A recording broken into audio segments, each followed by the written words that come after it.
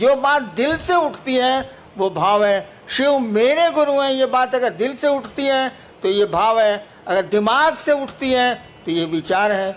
जब तक भाव में नहीं जाएगी ये बात, कहा ही जाता है कि आध्यात्म की किसी भी गाड़ी का पेट्रोल भाव होता।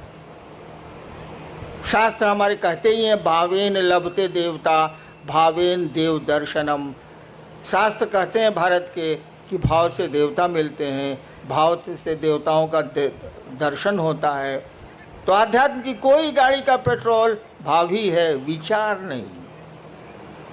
शिव मेरे गुरु हैं, ये विचार रिजल्ट नहीं देगा, लेकिन जब मन में बैठ जाएगी बात कि शिव मेरे गुरु हैं, मेरा गुरु है, वो रिजल्ट आने लगेगा। नेक्स्ट जिज्ञासा नहीं है, एक निवेदन है। मध्य प्रदेश से रीवा से भाई अशोक आप लिख रहे हैं कि आज 3 साल से रीवा वो सिद्धि जिला में महादेव का काम हम लोग कर रहे हैं। एक तरफ से शिव को गुरु मान रहे हैं और एक तरफ से लोग छोड़ रहे हैं। हम लोग आशीर्वाद लेने आए हैं कि रीवा व सिद्धि में महादेव का काम बढ़े। साहब आशीर्वाद। एक तरफ से लोग मान रहे हैं, एक तरफ से छोड़ रहे हैं। मैं महादेव का काम 40 साल से कर रहा हूं। महादेव कराना है, हम कल करेंगे। कितने आए कितने गए। अंग्रेजी में एक कविता है, मेन में come and may go, main मे गो। लोग आते हैं जाते हैं, but I go on for ever. मैं जाता हूं तो हमेशा के लिए जाता हूं। तो किसकी चिंता करोगे, कौन आया कौन गया। महादेव की दया जिस पर हुई वो रहेगा। हैं लोग कि नहीं मेरे साथ। मैं इनका विद्यार्थी था कॉलेज का 67 में। यही मंडल जी पढ़ रहे हैं जिज्ञासा। इनको मैं ज़बरदस्ती, उस समय शिव गुरु नहीं थे मेरे, ज़बरदस्ती एक दिन श्मशान ले जाता था और दूसरे दिन कब्रिस्तान ले जाता था। 1 साल कंटिन्यूअस। जबकि मेरे प्रोफेसर लेक्चरर थे, मैं विद्यार्थी था इनका फर्स्ट ईयर का। इनको मैं ही पकड़ के ले जाता, चलिए मसान। तो जिसको टिकना है वो टिकते ही हैं, जिसको नहीं टिकना है उसको कितना टिकाओगे। हाँ, महादेव से दया जरूर मांगो कि सभी टिकें, सभी रह जाएं, कोई छूटे नहीं, कोई टूटे नहीं। कोशिश तो हम लोग यही होनी चाहिए। करो, आगे बढ़ो। भाई मनोज सिंह है सूरत से। क्या शिव को गुरु बनाने के उपरांत भी पारंपरिक गुरु दीक्षा लेना आवश्यक है? किसी भी अनुष्ठान या मुहूर्त में लोगों द्वारा पारंपरिक दीक्षा द्वारा शरीरधारी गुरु द्वारा गुरुमुख होने का दबाव बनाया जाता है। भाई मेरे भी बिया में बनाया था। आप ये नहीं कह रहे हैं कोई सब अनुष्ठान करने के पहले पंडित मैंने कहा जाता है कि आपके गुरु कौन है। मेरी शादी है स्टेट में है, चली गई पत्नी मेरी शादी में भी यही हुआ था। स्टेट का पंडित था, पंडित जी थे बेचारे, मर गए, कहा हम था। बोले आपके गुरु बउआ जी कौन है? तो हमारी तो बोली तो भाई सिवान वाली थोड़ी खराब है। हमने कहा कोई साला मेरा गुरु नहीं है। तो लोग बका गया कि लड़का है ब्याह के मंडप पर बैठा हुआ, कहता है कोई साला मेरा गुरु नहीं है। तब मेरी पत्नी से पूछा, उसमें पत्नी हुई नहीं थी, वो होने वाली थी 2 घंटे के बाद। पत्नी से पूछा कि आपके गुरु कौन है? बोले कोई नहीं।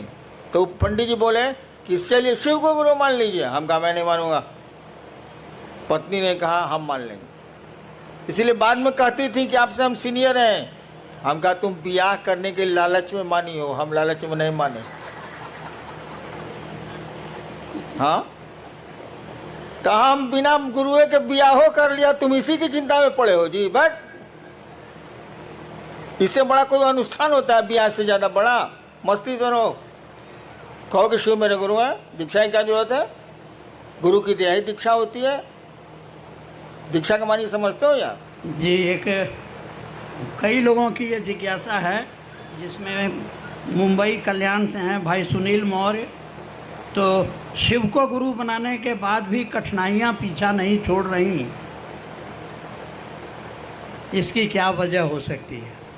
एक तो आप नमः शिवाय अगर ठीक से करते हैं, 108 बार अगर माला पर करते हैं, माला 108 की होती ही है, या टुकड़े टुकड़े में सांस पर नमः शिवाय से अपने गुरु को प्रणाम करते हैं तो बाधाएं कम हो जाएंगी, कठिनाइयां कम हो जाएंगी। नमः शिवाय आपके कष्टों को कम करने की का बहुत सुंदर मेडिसिन है, औषधि है वो, उसको करिए। और जहाँ तक कठिनाइयों का सवाल है, जान लीजिए इस जगत में कोई आया है तो उसको ज़िंदगी में अच्छी खराब दोनों सड़कें मिलनी ही मिलनी है, कोई उपाय नहीं है। आपकी ज़िंदगी के रास्ते उबड़ खाबड़ मिलेंगे ही मिलेंगे, अच्छे 4 लेन भी मिलेंगे उसमें, लेकिन ज़्यादा खतरा यही है कि उसमें उबड़ खाबड़ ही रास्ते मिलेंगे आपको ज़िंदगी में। चलना तो पड़ेगा ही पड़ेगा। होशियारी इतनी ही है कि सवारी बढ़िया कर लीजिए। अगर ट्रैक्टर से जा रहे हैं उबड़ खाबड़ में तो कमर टेढ़ी हो जाएगी। स्कॉर्पियो से चले जाइए तो कमर नहीं टेढ़ी होगी, खाली जर्क महसूस होगा।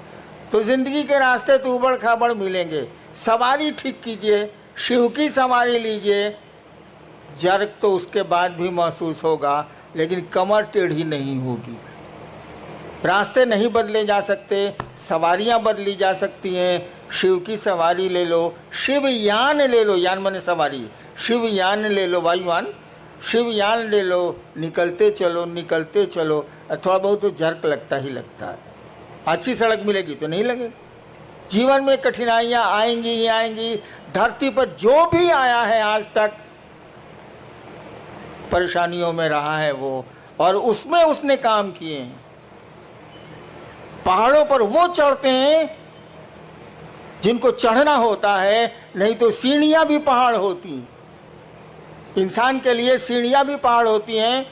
और कोई है जो एवरेस्ट पर भी चढ़ता है और जिसका नाम होता है शेरपा तेंजिंग, दुनिया जानती है उसको। और कुछ लोग मिलेंगे कि आपके घर नहीं आ सकेंगे, एक पहला मंजिल पर आपका रहने का है, बड़ी दिक्कत है। कुछ लोग सीढ़ियों को पहाड़ बनाते हैं, कुछ लोग पहाड़ को सीढ़ियाँ बनाते हैं। इसीलिए इन चीज़ों से नहीं घबराना है। परेशानियाँ हो आगे बढ़ो, शिव की ओर बढ़ो, तभी मज़ा है, तभी किसी रिजल्ट का मज़ा है, नहीं तो कुछ मज़ा वजह नहीं। चलना चाहिए क्या? आयोजक गण क्या मुझको अनुमति देंगे? चलिए भाई, सूरत का ये शिव गुरु महोत्सव, बैठिए आप लोग। एक मेरी दिल की इच्छा बताता हूं आपको, शायद पूरी हो पाए या नहीं, आप कर पाए कि नहीं। सूरत में मैं शिव की सूरत देखना चाहता हूं, उस महादेव की।